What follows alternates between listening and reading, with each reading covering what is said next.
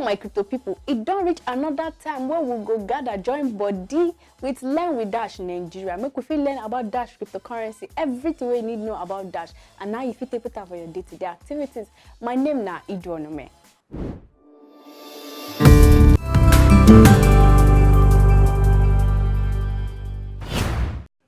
So today topic now about how you fit take save for Dash will be masternode and shared masternode. And also you don't hear this masternode.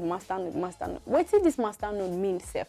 Masternode na computer wey be say e dey run on top Dash, and e get certain decisions where this masternode dey in charge of. E dey lock down transaction wey they do with instant send. E dey check every voting process wey dey for there, and na he still dey in charge of coin mixing. Before you go fit be person wey own masternode or person wey get masternode, you need get 1,000 Dash. It means say 1,000 Dash go make you qualify to be masternode owner. As you don't know, for Dash block reward, say 100%, they know they give on to miners. Instead, now 45%, 45%, and 10%. The first 45% now for miners, the second 45% now for masternodes, while the 10% now for decentralized autonomous organization. But we're not going to talk about those ones. Now, the 45% will be for masternodes. Now, we're going to talk about now. This masternodes, why they talk about, it get three things where they do. The first one, and then they host the blockchain. The second one, now then they in charge of coin mixing. The third one, we say now then they in charge of confirmation of any instant send transaction. So make I sharply tell you how you fit take run masternode. But don't forget, say before you fit run masternode or before you selfly become masternode owner, you need get 1,000 Dash. For those people who say they don't fit afford Dash masternode, they fit do shared masternode.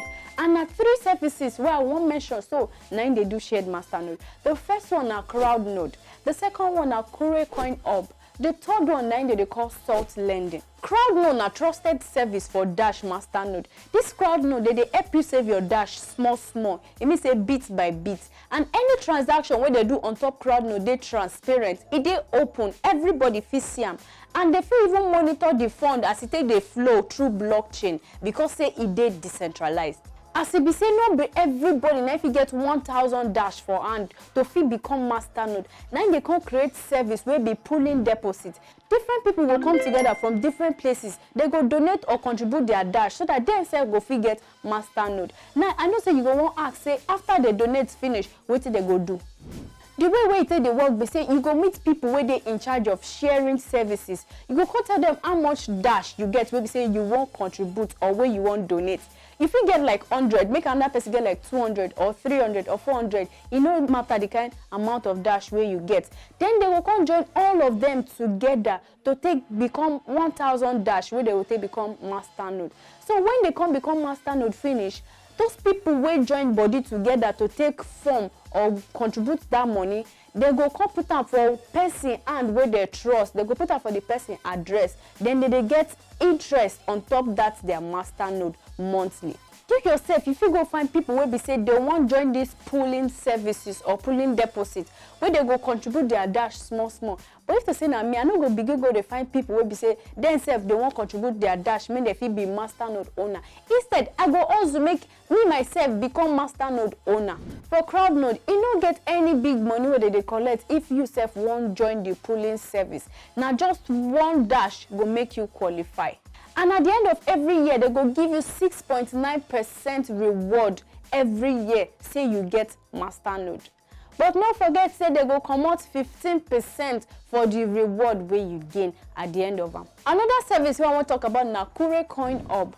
For those who be say they don't get up to 1,000 Dash and you need money, Kurecoin Hub will give you loan and you go use your Dash as collateral. I know say you go want know how. Make I explain and give you.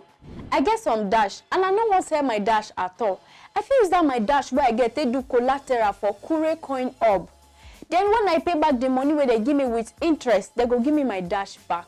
It dey interesting, she? This Kurecoin Hub na Nigeria it dey. Make I tell you another service where we say they help people gain Dash small. Make them self get masternode. Na Salt Lending. For Salt Lending, if you use your masternode as collateral, if you borrow money, and your masternode they get your reward every month, but they no go touch them. They no even get any right to touch them. They are not to just keep the money will be your master node. Then if you return the loan wey dem give you, they go give you your master node back complete with your interest. Now 3 ways na dey take the host master node. You fit do am from your house with something wey be like Raspberry Pi. You fit also do am with VPS wey be virtual private sending.